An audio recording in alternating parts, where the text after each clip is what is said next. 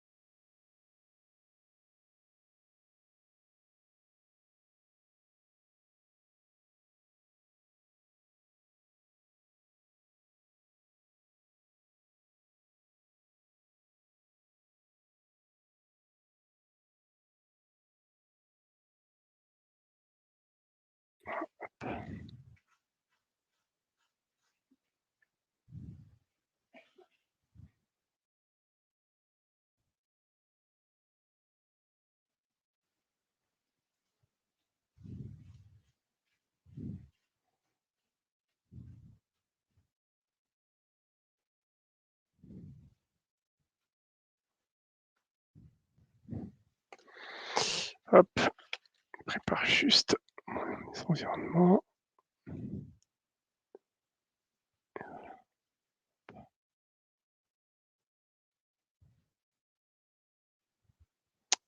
Ce qui serait bien, c'est que je puisse le faire peut-être là. Est-ce que je peux projeter là? Ah merde.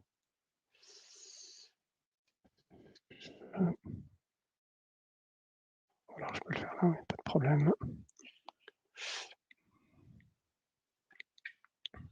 On va faire ça comme ça. On va, on va attaquer. Hop. Donc je vais juste reprendre et je vais partager mon écran. Hop.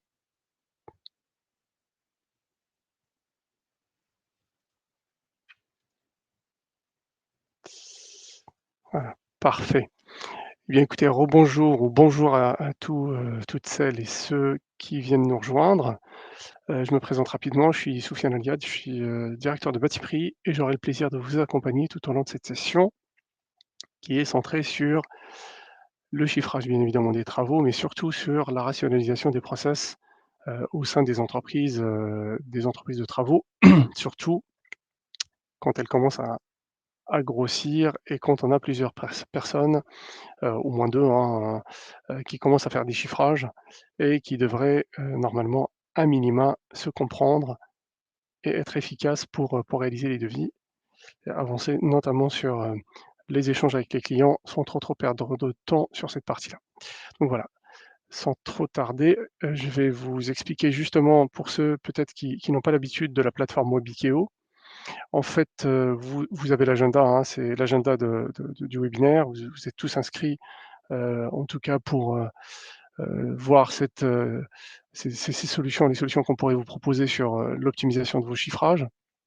Mais en fait, à travers Webikeo, vous avez la visioconférence. Maintenant, il n'y a pas vraiment la partie audio, pardon, de votre côté. Vous ne pouvez pas parler. Par contre, vous pouvez utiliser le chat. Donc, vous avez sur vos écrans un onglet chat. Donc, n'hésitez vraiment pas à poser toutes vos questions. Plus il y a de questions au fil de l'eau, mieux c'est parce que ça permet tout de suite de répondre en fait aux interrogations et éviter de reprendre un petit peu plus tard. Donc n'hésitez pas, je m'arrêterai et je répondrai à l'ensemble de vos questions au fur et à mesure. Donc je reviens sur l'agenda.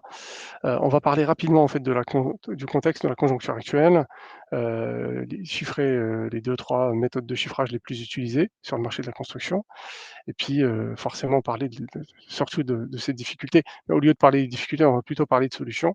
Comment nous, on peut vous accompagner dans la réalisation de ces chiffrages. Quelles solutions vous pourriez mettre en place, quelle méthodologie? Tout est une question bien évidemment de process et de méthodologie. Et puis écoutez, la démo, vous permettra à mon avis de vous faire une bonne idée sur ce que Batipree pourrait vous apporter. Donc, on va commencer par ça. Pour ceux qui ne nous connaissent pas encore, Batipree est une marque en fait, du Moniteur. C'était une entreprise avant d'être rachetée par le Moniteur. Elle existe depuis 40 ans. Ça a été créé d'abord, pour, aider les entreprises de travaux, notamment les TPE, et puis avec le temps, c'est devenu aujourd'hui une solution utilisée par l'ensemble de l'écosystème de la construction. Donc il n'y a pas que les entreprises de travaux qui utilisent Batipree. On a aussi les maîtres d'œuvre et les maîtres d'ouvrage qui utilisent Batipree pour monter leurs opérations, leurs marchés publics, et cetera, et cetera. Alors, qu'est-ce que ça fait? C'est une base de données qui contient, des ouvrages, des prestations de travaux, avec les prix en fourni posé. Donc vous avez quasiment toutes les infos techniques, donc qui décrivent les ouvrages. Vous avez les temps de mise en œuvre, les temps moyens de mise en œuvre, vous avez le coût de la main-d'œuvre, vous avez la quantité ou les quantitatifs des fournitures nécessaires à la réalisation des prestations de travaux et après bien évidemment le prix de vente qui est, plutôt structuré, monté, calculé et pas déduit.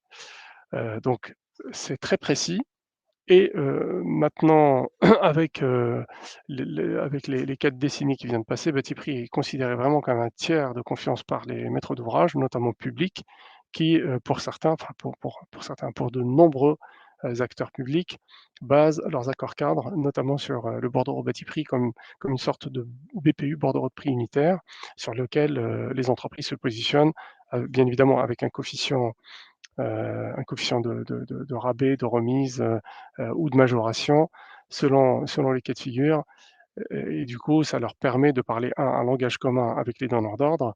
On structure les devis autour de ça et ça facilite aussi, surtout, en fait, le travail, du côté du donneur d'ordre, justement pour décortiquer le devis, le valider très vite et régler la prestation, sans, trop d'interactions ou de challenges sur le contenu du devis. Voilà, donc en fait, Batipree est un service, un département du groupe Moniteur, qui est lui-même une marque du groupe Infopro Digital.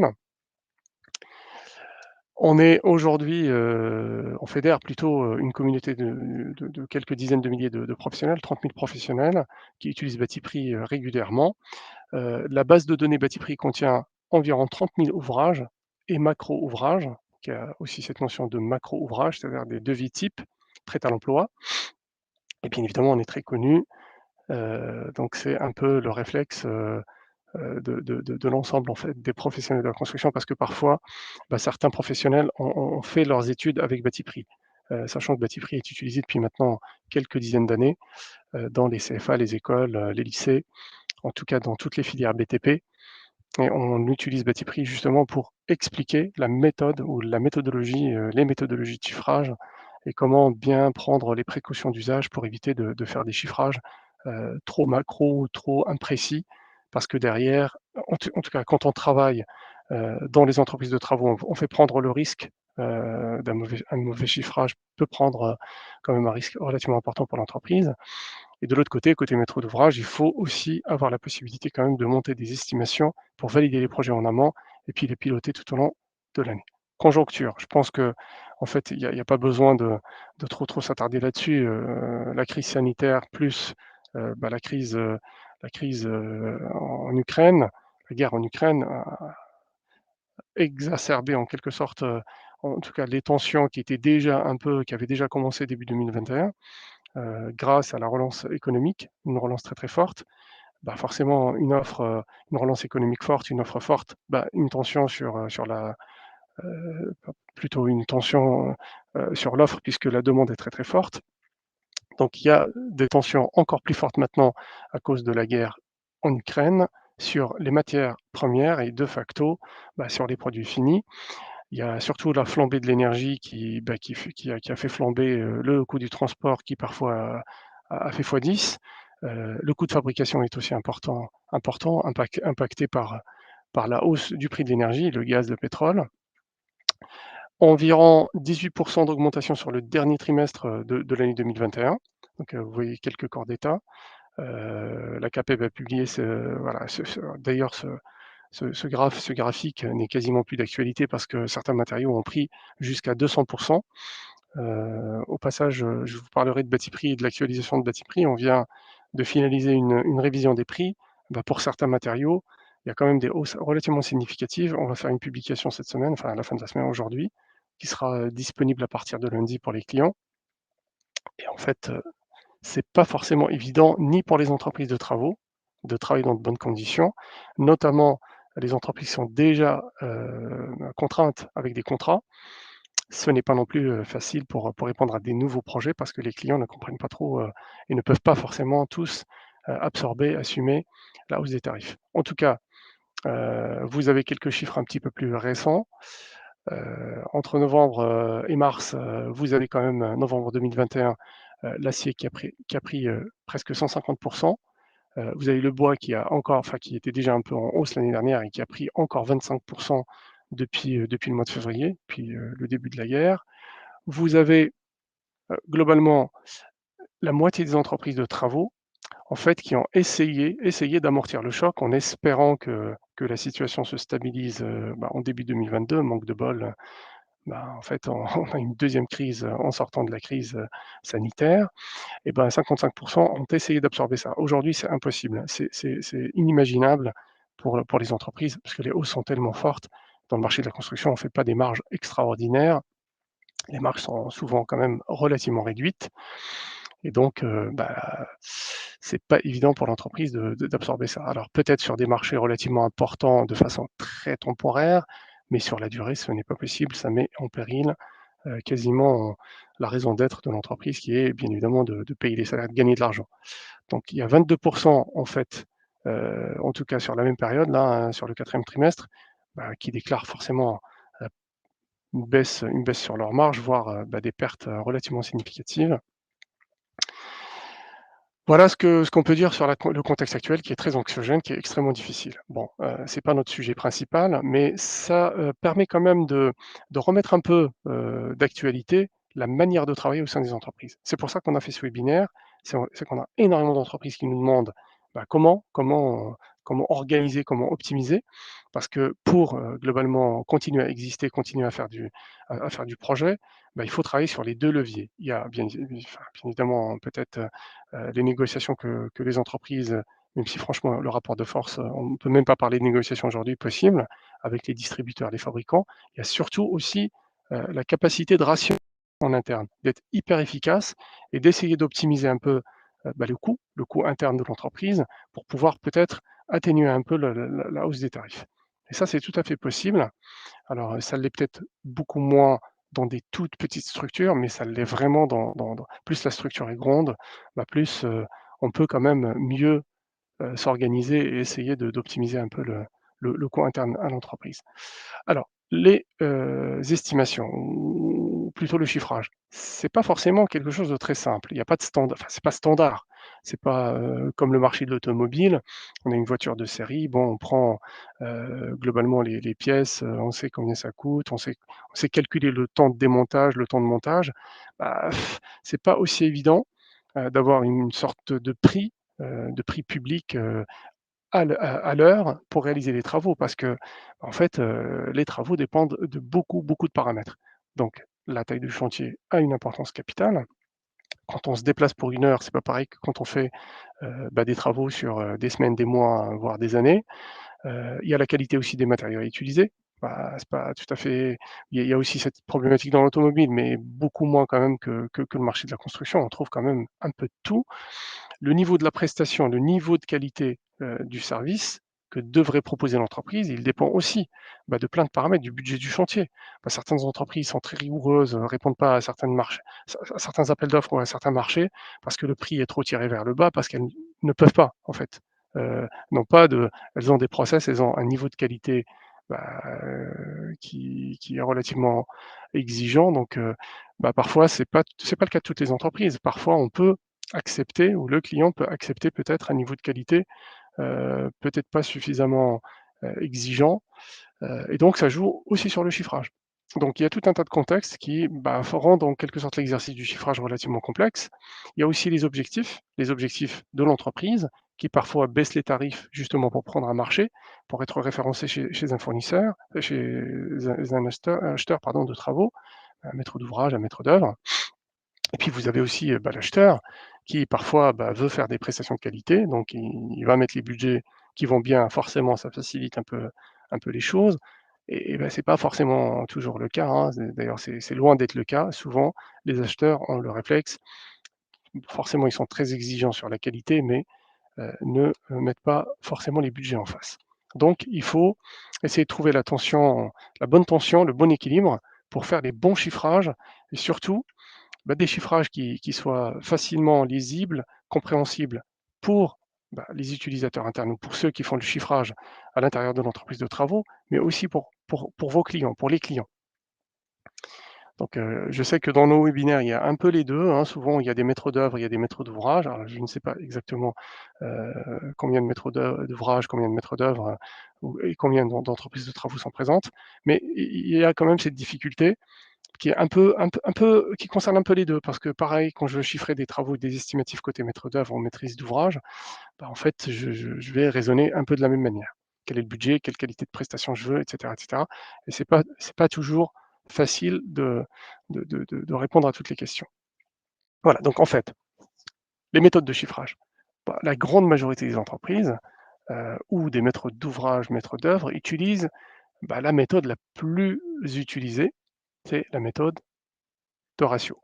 Donc on détermine un prix moyen sur la base, du retour sur ex on sait que par exemple pour faire du béton, on dépense, enfin il faut, mettre tant au mètre carré ou ça coûte tant au mètre carré et parfois on essaye de faire des chiffrages encore plus macro parce que réaliser du béton, c'est encore plus facile, c'est un peu unitaire. Donc une fois qu'on sait à peu près ce qu'on veut réaliser, pardon, on peut éventuellement appliquer une méthode de ratio. Par contre, appliquer une méthode de ratio, sur la globalité d'un chantier, en fait, c'est déjà un exercice relativement c'est très approximatif, relativement complexe et risqué, surtout pour les entreprises de travaux. Autant le maître d'ouvrage peut avoir peut-être une fourchette min max, mais pour l'entreprise de travaux, il y a pas cette histoire de fourchette min max parce que c'est quoi le min, c'est quoi le max? Le min, c'est de ne pas perdre de l'argent, le max, c'est de faire le maximum de marge, mais malheureusement, c'est un marché à forte compétition. On peut pas mettre on peut pas se lâcher sur les prix, sinon on perd des marchés. C'est pas toujours évident d'être relativement à l'aise sur les chiffrages. C'est pas toujours évident, notamment pour les entreprises de travaux.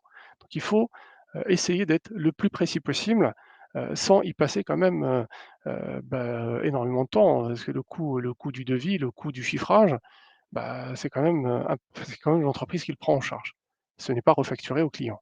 On va pas refacturer le temps passé pour faire un mémoire technique, ou un devis à un client et tous les devis ne sont pas gagnants, donc on ne peut pas valider tous les devis. Parfois les clients refusent, parfois, c'est plutôt des concurrents qui prennent les marchés, donc c'est pas toujours évident. Donc cette, la fiabilité de la méthode, de chiffrage par ratio, elle est vraiment toute relative, notamment pour les entreprises de travaux. Pas facile. Donc comment faire osciller la part des choses? Là, maintenant, on a les matériaux, qui ont pris énormément, mais les salaires, pas vraiment. Donc, comment j'ai 15 d'augmentation ou 25 sur le bois, 50 sur l'acier ou 200 sur un certain matériau. Je vais pas prendre, tout le marché, enfin tout le projet et le multiplier par le ratio. C'est pas possible. Je fais comment? Comment je distingue, je sais pas moi, les matériaux bois des matériaux acier? Parce que ça a pas pris la même proportion. Comment je distingue la main-d'œuvre, le coût de la main-d'œuvre, des coûts des matériaux? C'est pas non plus évident avec une méthode qui englobe un peu les 2. Donc ça, c'est les limites vraiment de la méthode de chiffrage par ratio et aujourd'hui, c'est presque impossible de raisonner comme ça, c'est pas possible. Donc soit on sera trop élevé parce qu'on englobe tout, soit on sera totalement à côté de la plaque parce qu'on va pas tout à fait prendre conscience de l'impact, ou de la quote-part, notamment des matériaux, qui sont sous tension pour essayer d'ajuster au plus près le chiffrage et faire des devis gagnants ou à minima ne pas perdre de l'argent, quand on refait, quand on est engagé dans un marché, public ou privé d'ailleurs ou quand on veut répondre à un marché. Parce que le client peut accepter, mais après il faut savoir délivrer derrière. Donc en fait, vous avez une autre méthode. On va parler de ces 2 méthodes. Il y en a d'autres, hein, mais les 2 méthodes de chiffrage les plus utilisées, c'est le ratio et la méthode du déboursé sec. Le déboursé sec, c'est une autre histoire. C'est un petit peu plus complexe, mais c'est beaucoup plus précis. Donc le prix est calculé à la base, donc on va pas le déduire, on fait pas du reverse engineering pour, dire: «Bah, tiens, j'ai vendu à temps, donc à peu près la main-d'œuvre, je fais 30 de main-d'œuvre, donc la main-d'œuvre est de temps et les fournitures c'est tant». C'est pas tout à fait ça. On va partir plutôt du bas et on va tout recalculer. Donc on recalcule le coût, enfin ce qu'on appelle le déboursé sec d'abord, donc c'est le coût pour l'entreprise, heu, coût, sec, déboursé sec, sur lequel on rajoute les frais généraux et puis après, bien évidemment, le coefficient un coefficient de bénéfice et derrière un coefficient de marge, marge brute, qui permettra à l'entreprise de voilà, de gagner un peu d'argent pour pouvoir payer les salaires, et se développer correctement. Donc si on rentre un petit peu plus dans le détail, le déboursé sec. La première chose, c'est de calculer les 3 composantes ou à minima les 2 grandes principales composantes d'un devis ou d'une ligne de devis. Combien de temps, j'ai besoin pour, faire une tranchée? Et quelles sont les fournitures nécessaires. Et parfois aussi le matériel que je devrais louer, parce que l'entreprise n'a pas forcément tous les matériaux. Toutes les entreprises n'ont pas des nacelles, n'ont pas forcément les échafaudages, et cetera, et cetera. Donc il va falloir aussi prévoir ce genre de prestations et surtout bien les prévoir. Combien de temps? Quel est le temps, de location nécessaire? Quand le chantier est petit, c'est facile, quand le chantier est relativement, gros, c'est pas facile. Et puis il y a aussi, bah, l'histoire du contexte du chantier. Donc comment, bah, je dois prendre mes ratios à moi, enfin mes inputs pour calculer tout ça, mais aussi pondérer en fait mes calculs sur un chantier par rapport à son contexte. Accessible, difficilement accessible. Il y a des choses que le maître d'ouvrage devrait faire peut-être en préparation et qui vont forcément peut-être me ralentir, et cetera. Il y a plein de petits paramètres qui pourraient éventuellement rentrer en ligne de compte et donc si on n'est pas à l'aise, si on n'a pas une méthodologie qui permet de calculer ça très vite, bah, on y passe déjà un peu de temps avant d'arriver à pondérer avec le contexte du chantier. Donc voilà, c'est hyper difficile, en tout cas d'estimer les maîtres, c'est bon, on peut les récupérer, il y a pas de problème, c'est le maître d'ouvrage qui les donne, ils sont sur les plans, ça, il y a pas de problème. Mais par contre, heu, une fois qu'on a le maître, c'est pas toujours facile d'estimer les quantitatifs précis, les quantitatifs de chaque ligne du devis, de chaque fourniture, y compris, en fait, bah, tous les aléas parce que, bah, on a dans certains cas, dans certains corps d'état, bah, des matériaux qu'on va manipuler. Donc, il y aura de la casse, il y aura des pertes, il y aura des chutes, il y aura plein de petites choses qu'il faudra un peu tenir compte. Donc le retour sur expérience permet de le faire, mais il faut documenter tout ça. Il faut documenter tout ça. Si l'entreprise, bah, en fait, dispose de ressources qui restent, pendant des années et cetera, qui connaissent un peu bah, ils connaissent un peu les process de l'entreprise. Il y a pas de problème. Par contre, bah, si, on subit du turnover, si vous avez un bon qui part, et puis, peut-être, d'autres un peu moins expérimentés, souvent cette expertise-là, bah, malheureusement, elle est pas toujours documentée, elle est dans la tête des gens. Donc, ou dans la tête du patron, mais le patron, il peut pas, parfois superviser tous les devis, il peut pas tout contrôler. Donc, voilà, c'est pas évident en fait d'avoir une méthodologie claire, documentée, précise, partagée par tout le monde et qui permet de pérenniser la relation tout au long. Il faut que je regarde la montre, pérenniser la relation tout au long de la vie de l'entreprise parce que, bah, ça vit. Il y a des gens qui partent, il y a des gens qui arrivent. En fait, parfois, beh, il y a des accidents de la vie, hein, des arrêts maladie, des arrêts de travail, tout ça et donc malheureusement, quand on n'a pas une structure, des process bien documentés, bien normés, on peut faire face à des difficultés de cette nature. Voilà, donc en fait, pour, avancer dans le calcul du déboursé sec, une fois qu'on a réussi à calculer les fournitures, il faut aussi calculer le taux horaire de main-d'œuvre. Toutes les entreprises n'ont pas forcément cette notion de taux horaire de main-d'œuvre. Bon, souvent, en ratio, on va prendre les salaires et puis, globalement, on divise, bah, par le nombre de jours et puis, le nombre d'heures et puis on a le truc. Bah, en fait, il faudrait quand même, bah, être un petit peu plus précis, justement parce que parfois il y a des impondérables, comme par exemple les temps improductifs. Alors c'est des données parfois publiques, hein, publiées, mais il faut aller les chercher.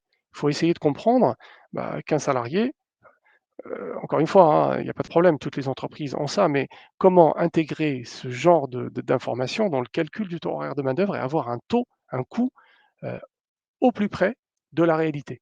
Donc le coût de la main-d'œuvre, il doit aussi intégrer, bah, toute la période d'improductivité. Enfin, les entreprises qui travaillent sur les chantiers à l'extérieur peuvent subir des intempéries, peuvent subir tout un tas d'aléas et donc le temps improductif, il faut le calculer.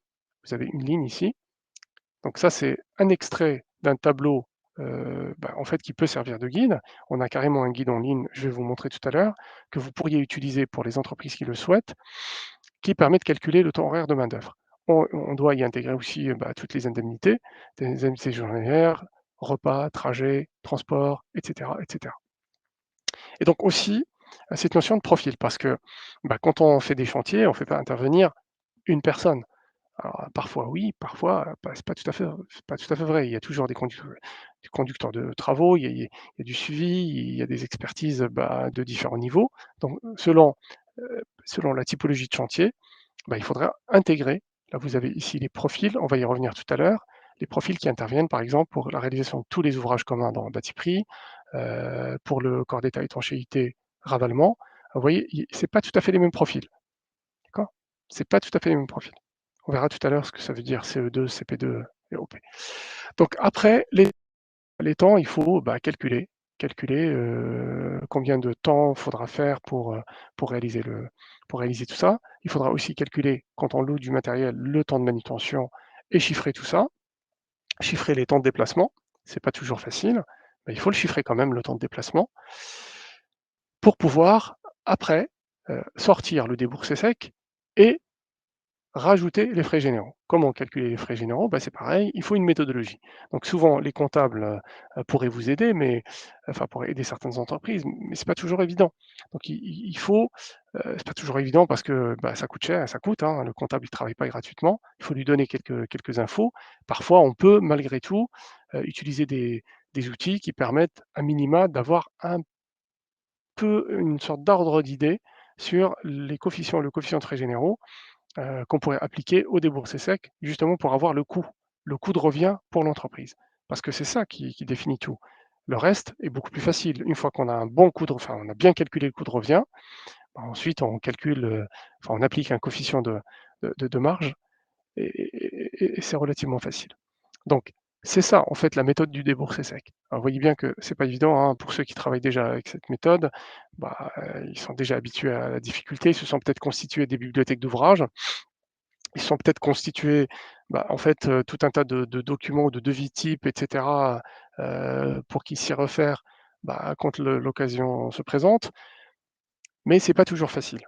Voilà, donc en fait, les difficultés, on va rajouter encore la difficulté, j'en ai parlé tout à l'heure, rajouter la difficulté qu'on doit travailler quand on doit faire des devis à plusieurs. Alors c'est le cas de toutes les entreprises qui répondent par exemple à des marchés, où, on fait intervenir peut-être, bah, plusieurs, compétences, hein, plusieurs activités, plusieurs corps d'état. Bah, vous avez forcément 2 personnes qui vont peut-être, travailler ensemble, mais est-ce qu'ils vont chiffrer de la même manière? Tout le monde ne chiffre pas de la même manière.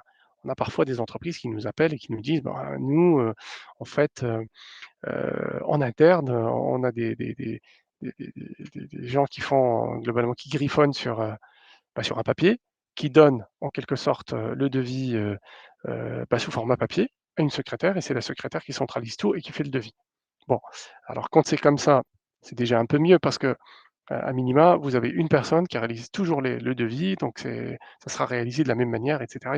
Voilà, parce que c'est la même personne. Mais c'est pas toujours facile et c'est pas toujours le cas. On peut pas, parfois avoir une personne dédiée quand même à faire le devis. Donc si on peut rendre, bah, ceux qui réalisent les devis, autonomes, bah, c'est quand même, un gain de temps considérable et puis, ça les responsabilise et puis c'est eux qui s'engagent.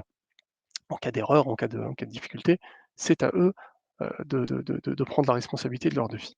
Donc voilà, il y a tout un tas de je peux en parler pendant des heures, je pense, de tous les challenges à relever pour réaliser des travaux, pour réaliser, pardon, des chiffrages, notamment des chiffrages que l'entreprise n'a pas forcément l'habitude de faire ou, des prestations, bah, qu'on fait ponctuellement parce que tout évolue, tout évolue. Les techniques de construction évoluent, heu peut-être pas très, très vite, mais parfois il y a quand même des décrets, il y a quand même, des circulaires et cetera qui font que, bah, on peut pas utiliser certains matériaux, on peut pas, voilà, on doit respecter tout un tas de normes et cetera. Donc il faudra avoir quelque chose, une sorte de bibliothèque, enfin, en tout cas c'est ce qu'on propose, une bibliothèque qui permet d'ouvrage, qui permet d'aller très, très vite, qui, comprend tous les descriptifs techniques, qui vous donne en tout cas toutes les infos, à minima du déboursé sec pour que vous puissiez après vous, appliquer vos coefficients de frais généraux, vos coefficients de bénéfices pour faire des devis un petit peu plus précis. Donc c'est ce que je vais vous présenter, vous démontrer à travers en fait une solution. Voilà, je vais juste me connecter rapidement. Petite seconde s'il vous plaît. Hop,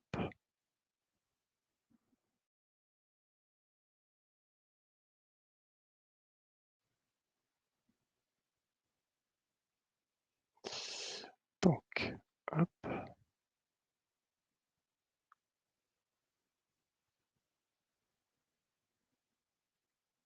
je vais vous projeter ça très rapidement.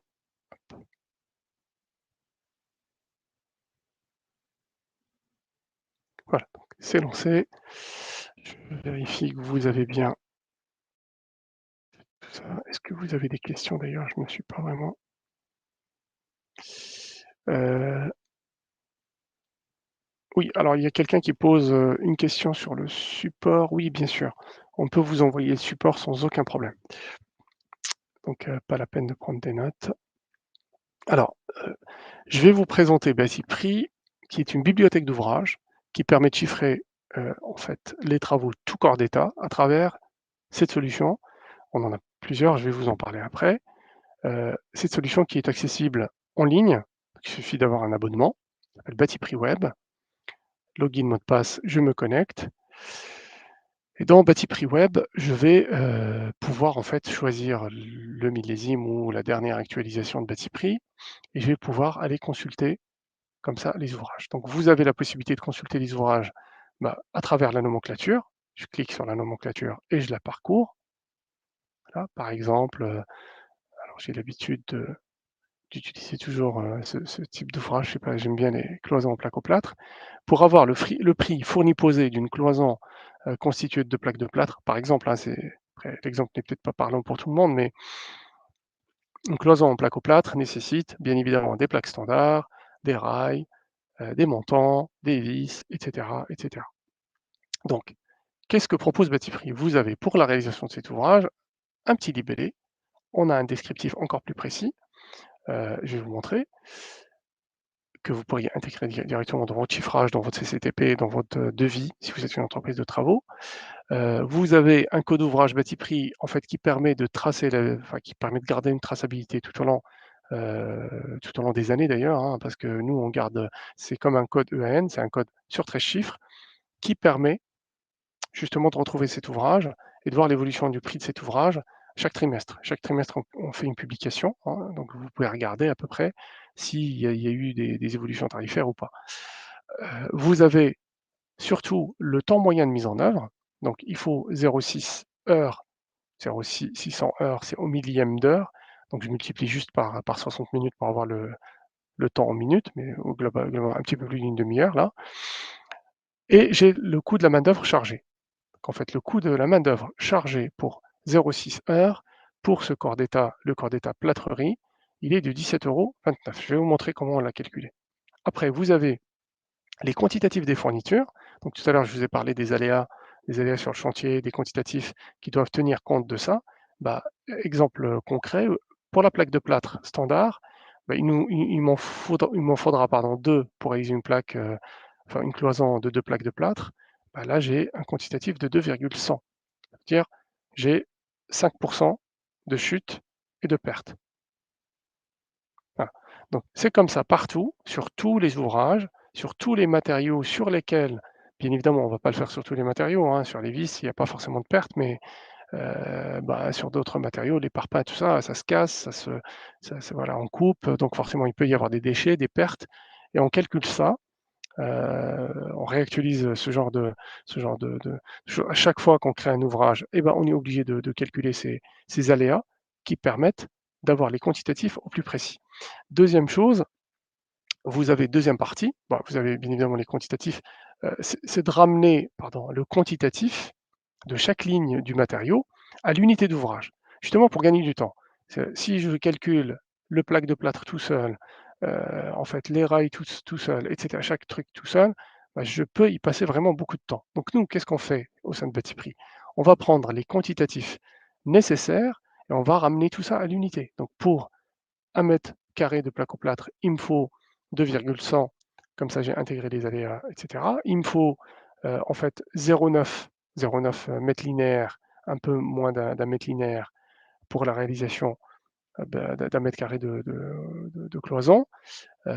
Pour chaque mètre carré, il me faut 2 mètres linéaires, un petit peu plus de 2 mètres linéaires pour les montants, voilà, etc. etc. Et on va aller jusqu'au bout jusqu'à la réalisation de l'ensemble des quantitatifs pour pouvoir simplement et facilement mettre, j'ai mis peut-être un petit peu trop, pour 250 mètres carrés par exemple de cloisons constituées de deux plaques de plâtre, j'ai tout de suite mon prix en fourni posé et je peux même avoir le prix en pose seul si je le souhaite.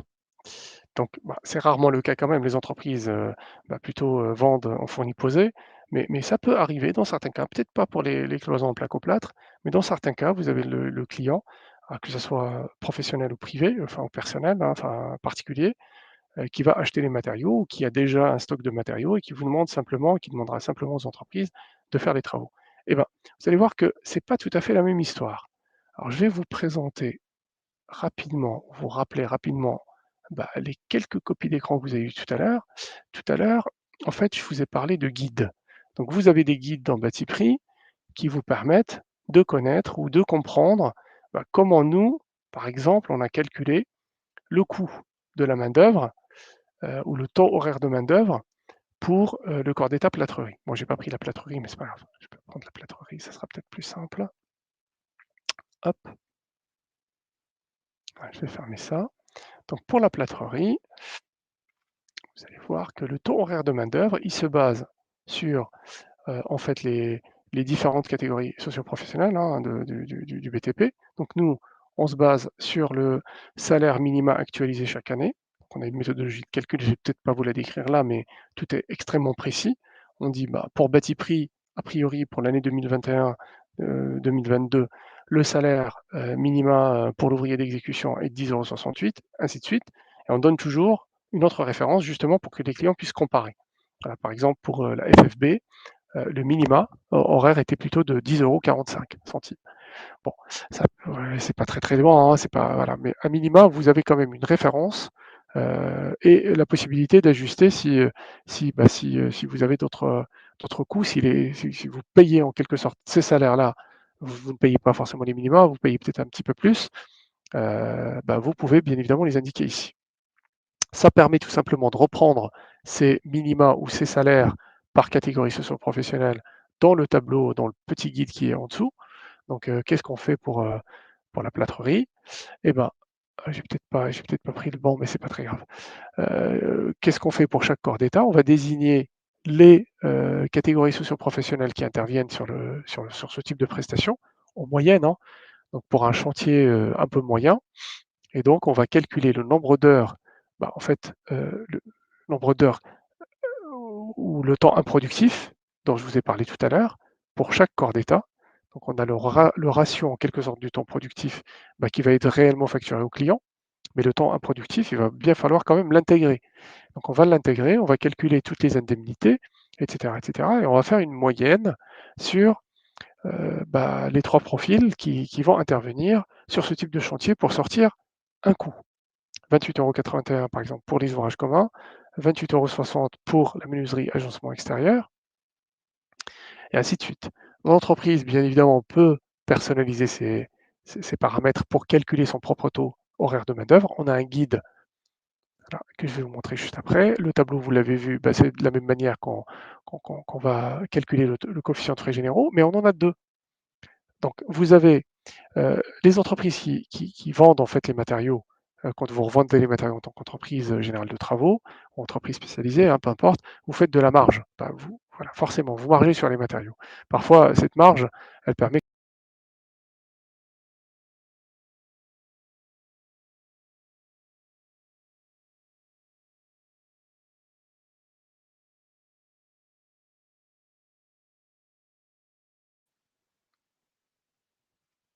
Est-ce que c'est mieux?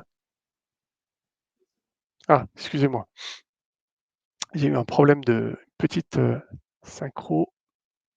Toutes mes excuses. Alors je continue. Donc en fait, on a ces coefficients, en tout cas de frais généraux qui sont calculés de 2 manières différentes, justement parce que dans un cas, je facture les matériaux, je refacture les matériaux, dans l'autre cas, je ne refacture pas. Forcément, bah, en fait, le taux de marge, bah, dépend bien évidemment de la typologie du devis que je vais faire et l'entreprise peut prendre beaucoup plus de risques en faisant des prestations seules, sans fournir les fournitures. De facto, le coefficient de frais généraux, en tout cas selon Batiprix, est un peu plus élevé. Et par exemple, sur les ouvrages communs, il est de 55%. Encore une fois, c'est un exemple, enfin, c'est à titre indicatif, mais c'est quand même ce coefficient de frais généraux qu'on utilise en tout cas pour le millésime 2022. 55% si l'entreprise fait des prestations seules, 30,5% si l'entreprise facture les deux. Donc on peut continuer comme ça. Vous avez des devis types, hein, d'ailleurs, au passage, qui permettent de comprendre, bah, comment je fais un devis avec Batiprix. Bah, en fait, forcément, je vais prendre juste le petit descriptif ou le descriptif détaillé, je vais le mettre dans le devis, je vais récupérer le prix unitaire, prix de vente unitaire, mais j'ai à droite, en fait, la partie la plus importante qui est mon budget de chantier. Donc j'ai le récapitulatif de la totalité des heures que j'engage sur le chantier, j'ai le coût de la main-d'œuvre et j'ai aussi le déboursé sec fourniture. Vous voyez ici, dans cette colonne-là, le coût des fournitures, le coût de la main-d'œuvre et le temps de main-d'œuvre. C'est quand même extrêmement important. Alors, déjà dans la phase de réalisation du devis, mais aussi tout au long, tout au long du devis. C'est important aussi pour l'entreprise, en fait, de temps en temps, de vérifier qu'elle est toujours en phase. C'est important aussi peut-être pour le maître d'ouvrage, s'il utilise, bah, en fait, le même de voir à peu près où est-ce que ça en est. Où est-ce que ça en est? Mais surtout pour l'entreprise de travaux, c'est très, très important de savoir si on avait prévu 318 heures pour ce chantier, et ben, si à mi-chantier, on est bon, enfin après je peux pas dire à la moitié parce que ça ne veut pas dire grand-chose, mais l'entreprise sait à peu près ce qu'elle fait. Donc pour chaque section, par exemple pour l'escalier d'accès, au comble, j'ai prévu 33 heures. Si j'en ai fait, 50, bah, c'est absolument pas bon. Est-ce que je peux, me rattraper en dessous ou pas du tout? Si je ne peux pas me rattraper en dessous, bah, c'est sûr et certain que je perds de l'argent. Je vais perdre de l'argent. En tout cas, je n'aurai pas les marges prévues, ne serait-ce que sur cette ligne-là. Donc de l'autre côté, il y a des fournitures. On ne peut pas forcément optimiser les quantitatifs de fournitures. Les fournitures, malheureusement, il y a zéro optimisation à faire. Par contre, peut-être que là, en anticipant peut-être des difficultés sur l'exécution de chantier, je peux peut-être changer de profil. Je peux peut-être agir. Je peux faire autrement. Parce que c'est l'entreprise, c'est moi en tant que chef d'entreprise ou conducteur de travaux qui maîtrise à peu près ce qui se passe, ce qui se déroule sur mon chantier. Vous voyez, c'est quand même une information extrêmement pertinente. Donc, bâti prix, c'est très détaillé. Alors, je peux juste vous montrer un autre exemple. Donc, vous avez vu la recherche par nomenclature. On peut rechercher par mot-clé.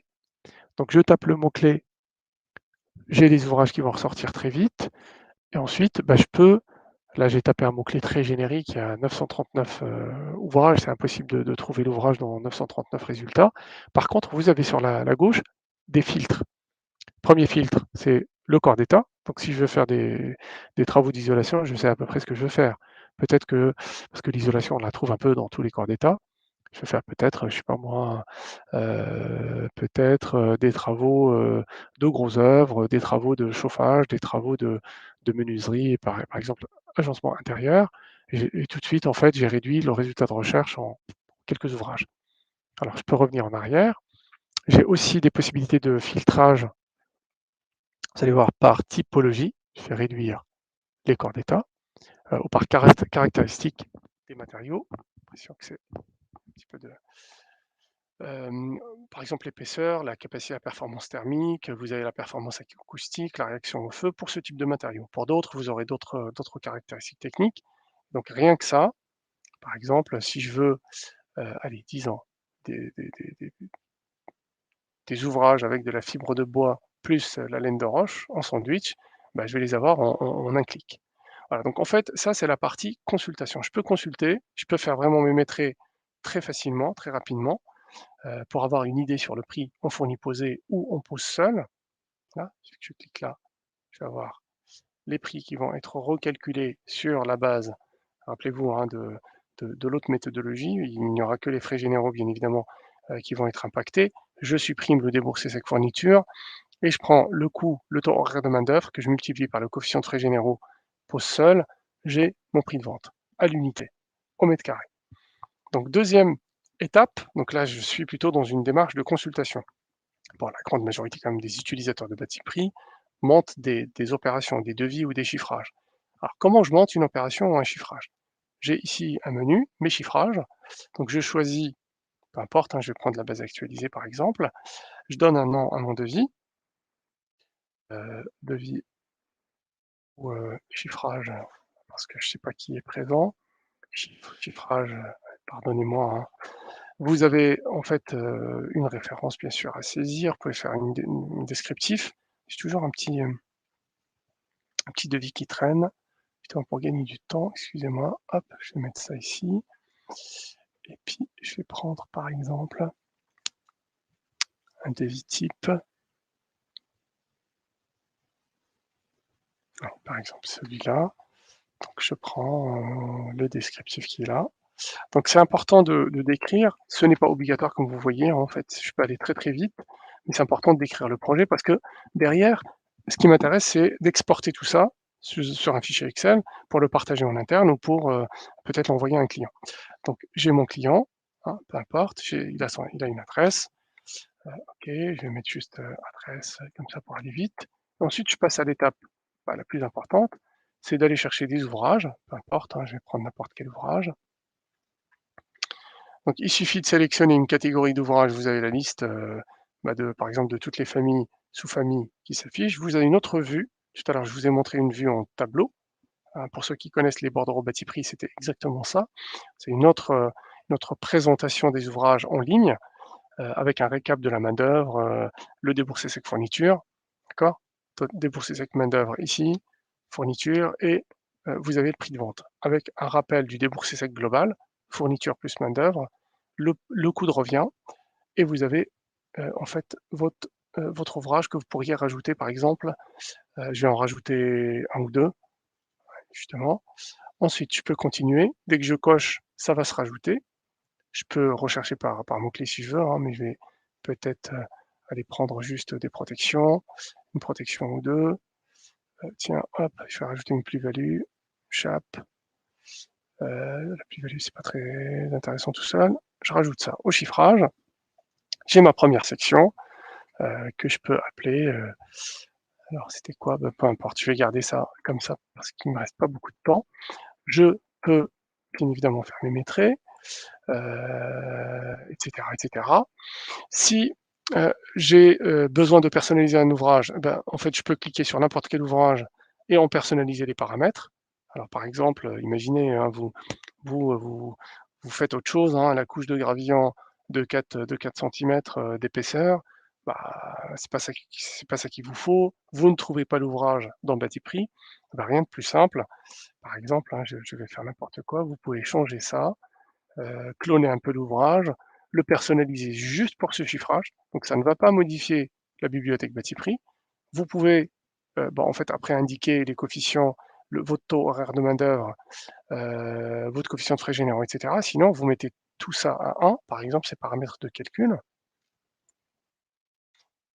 pour les neutraliser. Bah, finalement, moi, ce que je veux, je connais le temps de mise en œuvre. En fait, bah, je vais mettre, tout de suite mon prix de revient. Ou alors je peux garder quand même le coût horaire de main-d'œuvre, hein, je peux mettre, je sais pas 50 €. J'ai mon temps de main-d'œuvre, il change pas peut-être parce que c'est la même nature de prestation, je peux éventuellement modifier et je mets mon déboursé sec fourniture que je peux mettre à 3 € par exemple. Alors, hop, une fois que j'ai fait ça, si j'ai mis le déboursé sec avec des coefficients de bénéfices, et d'aléas et des coefficients de frais généraux à 1, c'est juste que je vais vendre, à prix coûtant. Donc autant que je mette plutôt dans le déboursé sec le prix de vente. Bah, je vais mettre, par exemple 5 €. Allez, ça c'est fait. Simplement, on fait ça uniquement pour gagner du temps et uniquement quand on ne trouve pas l'ouvrage dans Batiprix. Donc le mieux, ça serait vraiment de documenter l'ouvrage de la même manière, hein, de donner quand même les coefficients, de garder les coefficients, de garder les infos, parce que derrière, vous allez pouvoir calculer vos marges et sortir peut-être des rapports qui vont être beaucoup plus pertinents. Donc, je peux rajouter une autre section, section 2 par exemple, hop, et de la même manière, je vais rajouter des ouvrages, je vais en faire 2 ou 3 rapidement. Par exemple, celui-là, hop, peu importe, hop. Donc j'ai comme ça mon devis, mon chiffrage, mon opération, mon estimation que je peux tout de suite exporter. Alors on a d'autres paramètres, hein, on peut faire des coefficients des coefficients de remise ou de majoration si on veut, majorer le prix de bâti prix, justement par section. On peut modifier le prix des ouvrages, vous avez vu, par ligne. Donc une fois que j'ai fini ce travail-là, et ben, je peux exporter ça sous Excel. Je peux bien évidemment faire une remise globale, ou ajuster avec un coefficient de majoration. Je clique sur exporter, j'ai la possibilité d'exporter avec le modèle fourni par défaut avec un modèle que je glisse ici. Moi je vais exporter avec le modèle standard. Je vais peut-être un peu personnaliser et bien sûr le fichier s'affiche sur l'autre écran. Je vais vous le mettre ici. Hop. Voilà le chiffrage que je viens de faire à l'instant. Donc j'ai un petit modèle Excel qui a repris quasiment tout ce que j'ai indiqué. Ce modèle est totalement personnalisable. Je peux le personnaliser comme je veux. J'aurai pas forcément le temps de vous montrer, mais bon, ça reste un fichier Excel. Ça se base sur les cellules nommées. Vous voyez bien ici, certaines cellules sont nommées. C'est comme ça que Batiprix repère quand vous allez uploader ou charger votre modèle, les sections sur lesquelles il faudrait qu'on crée, par exemple les lignes, les descriptifs, les références du projet. Et à chaque fois, les autres sections, il y a rien, hein, c'est des cellules Excel vides. Vous avez ici pareil, hein, un petit récapitulatif de chaque section, la section, la remise ou le coefficient de majoration, s'il y a eu un coefficient de majoration qui a été appliqué, le récap avant remise et après remise. Vous pouvez rajouter par exemple le taux TVA. Si je voulais rajouter ici le taux TVA et le TTC, j'aurais pu le faire. J'aurais pu faire je rajoute des lignes et puis je charge mon modèle et je l'ai. Donc ça, c'est la partie chiffrage. Très facile. Je peux revenir dessus, le modifier, hop, à souhait. Et une fois que j'ai finalisé, eh ben, écoutez, j'exporte encore de nouveau jusqu'à ce que mon projet soit validé. Pour consulter mes chiffrages, vous avez vos chiffrages, vous pouvez les rechercher, les regrouper par statut. Euh, pour chaque ouvrage ou pour chaque chiffrage, pardon, vous avez la possibilité de faire évoluer le statut. Vous l'avez envoyé en validation, il est validé, il est refusé pour avoir l'historique. Voilà, et donc à chaque fois que vous modifiez quelque chose, eh ben, ça va s'enregistrer. D'accord. Vous pouvez bien sûr supprimer ou dupliquer. Donc un moyen très simple d'optimiser en quelque sorte la méthode de chiffrage, c'est peut-être de créer des macros ouvrages ou des ouvrages types. Tout à l'heure, on a parlé du travail collaboratif. En fait, si vous utilisez une bibliothèque comme celle-ci, vous êtes sûr et certain que tout le monde va utiliser exactement les mêmes descriptifs. Donc ça sera exactement ça. Donc même pour les ouvrages qui n'existent pas, alors tout à l'heure je ne l'ai pas montré, mais vous avez une bibliothèque, votre bibliothèque personnalisée, vous pouvez créer des ouvrages et les rajouter dans le chiffrage. Alors tout à l'heure, je ne l'ai pas fait, mais je peux peut-être le rajouter ici. Tiens, rajoute une section hors bâti prix, exemple. Hop.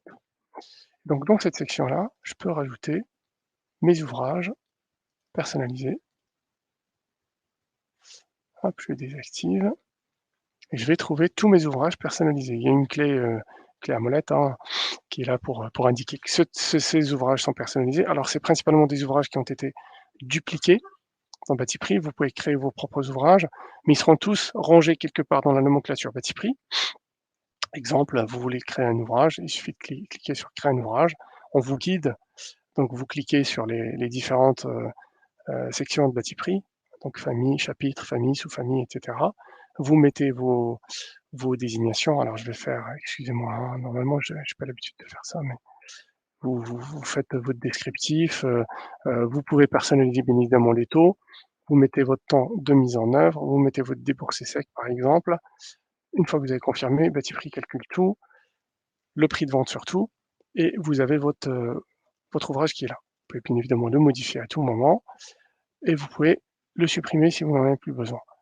Donc, pour continuer, je peux exporter ce devis à nouveau. Je peux peut-être discuter ou inviter quelqu'un. Alors dans Batiprix, on a la possibilité d'être à plusieurs, hein, on peut travailler à plusieurs. Donc je réexporte le devis, voilà, qui, en fait, vient de rajouter la section hors Batiprix avec ce que je viens de rajouter. J'aurais pu rajouter un coefficient de majoration peut-être pour, montrer un cas d'usage, par exemple, sur les marchés, mais je pense que le principe est très clair. Est-ce que vous avez des questions avant que je ne passe à la vérification? Je regarde rapidement. Pas de questions. Parfait. Je continue rapidement.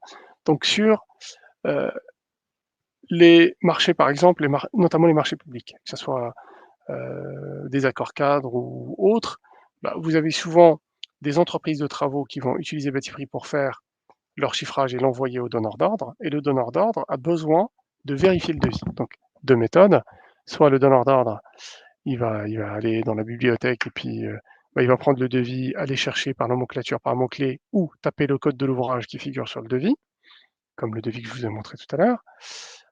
Soit, en fait, il va utiliser le module de chiffrage, et de vérification, donc surtout la vérification, pour vérifier un devis pas très compliqué. Il suffit de préciser un millésime. Alors tout à l'heure, j'ai utilisé, je pense, la base actualisée. Je vais utiliser le même devis, d'ailleurs que je vais peut-être, un peu je vais aller chercher. Donc c'était mon chiffrage, celui-là, là. Alors forcément, ah, alors j'ai dû prendre un chiffrage, oui, là il me dit: «Le prix unitaire ne correspond pas à la base Batiprix». Oui, tout à fait. Ah oui, bon, c'était bien quand même que je le fasse parce que, en fait, vous avez ici un ouvrage, parce que je n'ai pas utilisé, oui, tout à fait, je n'ai pas utilisé je vais regarder. Donc j'ai 2 erreurs. La première, c'est normal.